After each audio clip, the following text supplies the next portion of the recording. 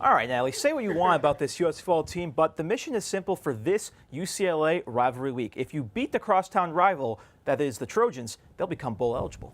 88 times these two have faced off, Aaron. I think it's a little bit more about than just being bowl eligible.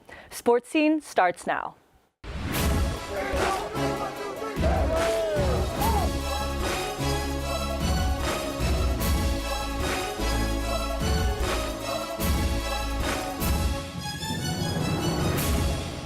My plan is to be here for another 15 years.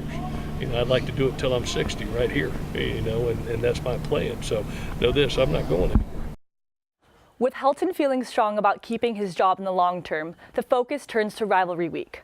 Welcome back to the Annenberg Media Center. I'm Natalie Reddington. And I'm Aaron Glazer. The USC football team is moving along in their season. Their 5-5 record isn't exactly pleasing many Trojan diehards, but the focus for this week is all about the blue and gold of UCLA. Clay Helton says he's not going anywhere, so these diehards can hope that at least for this week he can deliver a win against the Trojans' most vaunted rival in the Bruins. Of course, Clay Helton knows this, but he says that going into this game, he isn't feeling any pressure. The only pressure I have is I want our seniors to have a great experience these last two games and be able to come out with victories. And that's why we fight daylight till dark. We take it 1 week at a time, and we add them all up at the end. Now, USC must win this week to become bowl eligible, so there's another layer of importance here as far as their postseason is concerned. Trojans have won 2/3 of the time when playing unranked UCLA teams.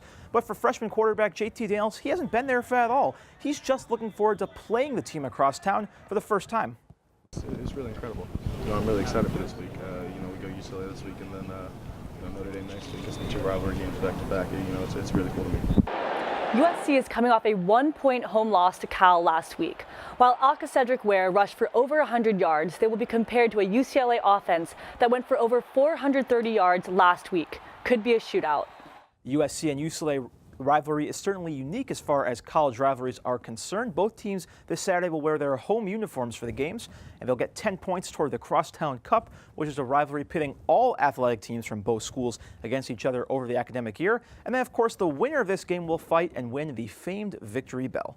But USC is coming into this one with plenty of injuries. And for that, we turn to our injury correspondent, Alexandra Dimitriou. Alexandra? Thanks, Natalie and Aaron. We have a lot of ankle injuries this week. Running back Vavai Malapai and starting center Toa Lobendon both sprained their ankles during last week's game against Cal. And Brandon Peely had to stop practicing yesterday due to an ankle injury. This is Angel, and he's going to be our ankle model. There hasn't been much talk about the details of these ankle injuries, but assuming they're all the more common type of lower ankle sprain, things aren't looking too bad.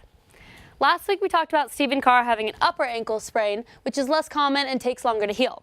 But lower ankle sprains that can affect the ligaments down here tend to resolve themselves sometimes in as little as a few days. The best treatment is simply to rest, ice, compress, and elevate the injured ankle. Thanks, Angel. In other news, Cedric Ware injured his shoulder in the Cal game, and Coach Helton is trying to protect that shoulder throughout this week's practices. Defensive end Jacob Lichtenstein was pulled from practice also due to a shoulder injury, and Chuma Idoga has been out due to knee pain, but he'll be evaluated again before the UCLA game. That's all for this week's injury update. Now, let's toss it to Faith Bonds to hear more about what's going on at USC's campus during rivalry week. Thanks, Alexandra. While the team may be a little frustrated with its mediocre season, USC fans are showing their unwavering support as the Trojans gear up to take on their crosstown rivals, the UCLA Bruins. In a tradition that has carried on through over 3/4 of a century, the USC Hellenes have taken up 24-hour posts outside two of the university's most treasured symbols, Tommy Trojan and the Statue of Hecuba.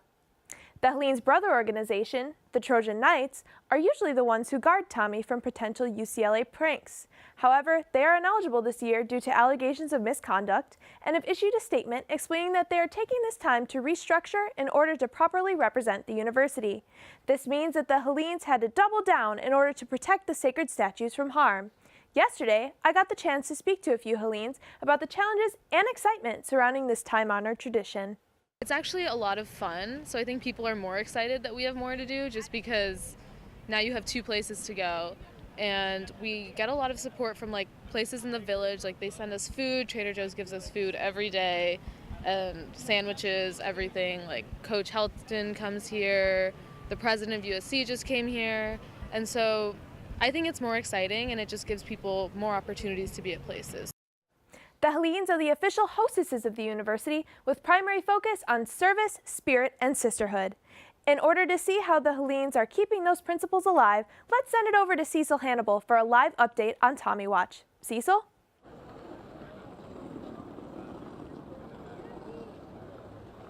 You're probably wondering why Tommy the Trojan's all wrapped up. Well, that's to protect him against UCLA students trying to vandalize him before this Saturday's game. The USC Hellenes have been here since Sunday, 24/7, camping out to protect Tommy. Now, I'm here with one of their members. Becca, how are you doing? I'm good. I've been out at Tommy all day. You've been here all day? Yeah. So tell me about your organization. The Hellenes is primarily a service and spirit organization. We're actually the oldest all-female service org at USC. We're founded in 1921, and we're also known as USC's official hostesses. This week we're out at Tommy and at Hecuba guarding against the Bruins. So tell me, how important is it for you to protect Tommy against the Bruins? It's actually an event that goes back to the 1930s, and as USC's official hostesses, we want to uphold that tradition. Wow. So tell me, what's the craziest thing that's happened to Tommy? There was this one time, actually, a couple years back, that UCLA rented a helicopter and came and dumped a bunch of paint on Tommy. A time different from that, again with a helicopter, they actually dumped manure. Manure? Manure. Wow. Well, thank you so much, Becca. Thank you guys. And thank you guys for guarding Tommy for us. Well, we have 3 days till the big game. Until then, I'll see you guys back in the studio. Thanks, Cecil. If you see a Hellene today, make sure to thank her for keeping Tommy and Hecuba safe. Now, for an investigation on how Rivalry Week is done behind enemy lines, let's send it over to Noah to hear what's happening on the UCLA's campus. USC is not the only school with some crazy traditions. At UCLA, the Bruins are just as protective over their statues as we are with Tommy and Traveler. Because of the pranks done in the past, including USC students covering the Bruin Bear with cardinal and gold paint in 2009, UCLA statues are encased in $5,000 boxes to protect them. They also have the Bruin Bear security force sitting outside on guard, ensuring that nothing happens to the statues. For fun, all the UCLA students signed the boxes, saying anything from their name to Go Bruins. I had the chance to go down to UCLA earlier this week and talk to some students about their preparations for the big rivalry game and how much they really know about the traditions. Yeah, I know there's a bonfire that we do every year, and I know that every year they cover the bear and the John Wooden statue. Yeah, I mean the statue vandalizing is apparent, and some of that. You guys screw up our campus, so we have to protect it, you feel me? Ask them about their excitement for the game and whether they're even planning on going. With UCLA sitting at 2-8, these fans did not seem too invested. You know, I wish I was more excited, but knowing the season, how it's gone, I'm not that excited. I'm gonna try, but I might have work in the way. I have a midterm Monday, so we'll see. See, I want to say the Bruins will win, but can't say that in full confidence, but you know. Expect the protection of the statues to rise over the next couple days as we get closer and closer to the big game this Saturday. Also, we can only hope that the on-the-field excitement will be just as good as the excitement off the field. Natalie, back to you. Thanks, Noah. I'm here with Nathan, Daniel, and Anwar. And in honor of Rivalry Week, we wanted to test all of you on about how much you know about this famed USC-UCLA rivalry. Are you guys ready? All right, ready. Okay, so fill in the blank. The winner of the USC-UCLA game gets a year-long possession of the... Anwar, okay, we'll go with you first. We get possession of the Victory Bell. Okay, that's right. Good job. Okay, second question.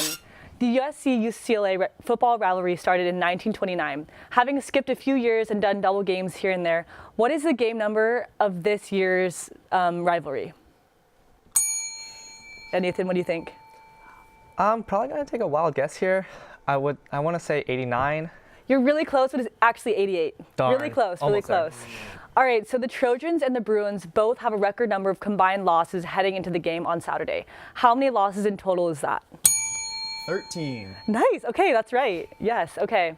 So in the last 19 games dating back to 1999, the Bruins have only been successful how many times? Daniel? 8. 11? You know, I think it's 4. 4 out of 19. So it was a good try, but Yeah, okay, so the Crosstown Cup is a trophy awarded each year to the school with the most successful athletic year against the other. Whichever team wins the USC-UCLA football game adds 10 points towards this award. So this competition has been held for the past 17 years. So out of those 17 years, how many times has USC won it? Anwar, what do you think? I think USC has won it. Get my beautiful mind kind of math going in my head. Like 14 times? It's close, but it's 10 times, so 10 out of 17. Man. Good try, man. All right, so JT Daniels is the second USC true freshman to start as a season opener, start a season opener as a quarterback. The first was Blank, who did so in 2009 against San Jose State. Anwar. Matt Barkley. Nice, yes, you guys have really done your research today. We tried to. All right, and lastly, taking bets, who's going to win this year's game, USC or UCLA? Nathan, what do you think? You know, I know UCLA has beat Cal, but we lost to Cal. But even though that happened, we're still the better team. We're going to win. We got this one. All right, thanks, Nathan. Anwar, you're the winner, so good job. You did your research. Good job, man. Good try, guys. All right, so you can catch the Trojans playing against UCLA this Saturday at the Rose Bowl at 12:30 p.m. So we've been pretty football heavy this week in honor of Saturday's game, but I'm going to hand it over to our reporter, Angel Vizcarra, who had the chance earlier this week to catch up with USC freshman basketball phenom and former five-star recruit Kevin Porter. By a very special guest, USC freshman guard Kevin Porter Jr. Kevin, it feels like you've been kind of the talk of this team early on, but really quickly, how your first few days, first few games as a Trojan been? The first game I was nervous, First half I got a few turnovers, but I wasn't fazed by it because it's jitters. I'm a freshman, so once that got out, I was comfortable in my game. I started playing my game and getting my teams involved. So. Yeah, and just looking back at your time in Washington in high school, Mr. Washington in basketball, the #1 prospect coming out of the state. A lot of people will wonder, maybe what was the decision in coming to Southern California to play at USC? Not typical basketball school. What was kind of your thought process through all that? Well, through the recruiting process, I just wanted to take my time, and I didn't go on many visits. Yeah. And I always favored going out, exploring something different than Washington because I always lived there my whole life, and this is the first time I moved anywhere else and lived anywhere else. So I always favored just exploring different. And USC. I came here, this is actually my only official visit I took. Wow. I had a couple unofficial, but this is the only one official. And when I took my unofficial here, I immediately knew I was going to commit. I just love the chemistry off the court with the coaching staff and with the people and with my teammates, my future teammates at that time. And it was locked in after that. Sweet, and when it comes to hopes for the season, a lot of people look at you and they might say one and done. They might say a lot of things about what you're going to be. How are you viewing your time as a Trojan? What's kind of your mentality going into it? I'm just trying to win. I'm not really focused on if I'm 1 and done, 2 and done. That will come after the season. Yeah. So, but during the season, I just want to win, do whatever it takes. That's about it, yeah. All right, as we discussed earlier in the show, the Hellenes have taken a 24-hour watch guard over Tommy Trojan and Hecuba.